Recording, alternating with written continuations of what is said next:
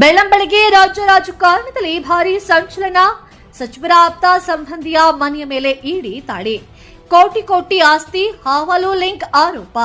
ಅಧಿಕಾರಿಗಳ ಭರ್ಜರಿ ಕಾರ್ಯಾಚರಣೆ. ಅಷ್ಟಕ್ಕೂ ಇಡಿ ಕಣ್ಣು ಬಿದ್ದಿದ್ಯಾಕೆ? ದಾಳಿಯಲ್ಲಿ ಸಿಕ್ಕಿದ್ದೇನು? ಈ ಪ್ರಕರಣದ ಇಂದಿನ ಸಂಪೂರ್ಣ ಕಥೆಯೇನು ಎಂಬುದನ್ನ ನಾವು ಹೇಳ್ತೀವಿ.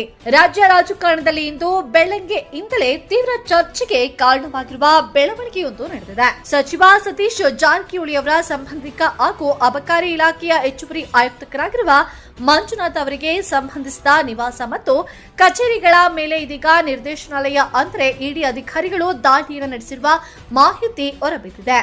ಮೂಲಗಳ ಪ್ರಕಾರ ಬೆಂಗಳೂರು ಮತ್ತು ಬೆಳಗಾವಿ ಸೇರಿದಂತೆ ಹಲವು ಸ್ಥಳಗಳಲ್ಲಿ ಏಕಕಾಲಕ್ಕೆ ಈ ಕಾರ್ಯಾಚರಣೆ ನಡೆದಿದ್ದು, ಅಧಿಕಾರಿಗಳು ದಾಖಲೆಗಳು ಹಾಗೂ ಹಣಕಾಸು ವ್ಯವಹಾರಗಳಿಗೆ ಸಂಬಂಧಿಸಿದ ಮಾಹಿತಿಯನ್ನ ಪರಿಶೀಲಿಸುತ್ತಿದ್ದಾರೆ ಎನ್ನಲಾಗಿದೆ. ದಾಳಿ ವೇಳೆ ಹಲವು ಮಹತ್ವದ ದಾಖಲೆಗಳು ಪತ್ತೆಯಾಗಿರುವ ಸಾಧ್ಯತೆ ಇದೆ ಎಂದು ವರದಿಗಳು ಹೇಳುತ್ತಿವೆ.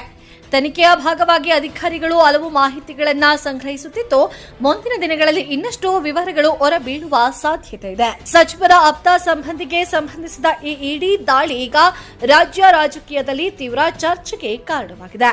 ಆಡಳಿತ ಮತ್ತು ಪ್ರತಿಪಕ್ಷಗಳ ವಲಯದಲ್ಲಿಯೂ ಕೂಡ ಈ ಬೆಳವಣಿಗೆಗೆ ಸಂಬಂಧಿಸಿದ ಚರ್ಚೆಗಳು ಜೋರಾಗಿವೆ. ಈ ಪ್ರಕರಣಕ್ಕೆ ಸಂಬಂಧಿಸಿದಂತೆ ಇಡಿ ಅಧಿಕಾರಿಗಳ ಅಧಿಕೃತ ಹೇಳಿಕೆ ಹಾಗೂ ತನಿಖೆಯ ಮುಂದಿನ ಬೆಳವಣಿಗೆಗಳು ಹೊರಬರಬೇಕಿದೆ. ಹೆಚ್ಚಿನ ಮಾಹಿತಿ ಲಭ್ಯವಾದ ತಕ್ಷಣ ನಿಮಗೆ ತಲುಪಿಸುತ್ತೇವೆ.